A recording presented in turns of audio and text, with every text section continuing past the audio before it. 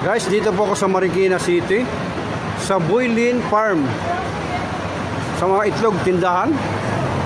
Ito po yung paninda nila. Ang sinong gusto bumili ng itlog, yun, napakarami dito mga stock na itlog.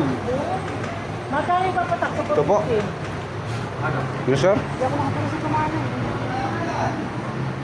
Ito, marami po ditong itlog, mga stock.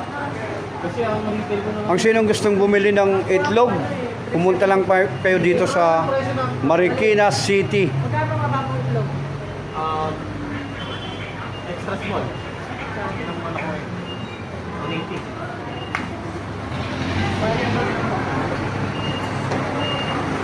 Ito pa po. Ayan, napakaraming itlog ng mga stock dito. Pagdating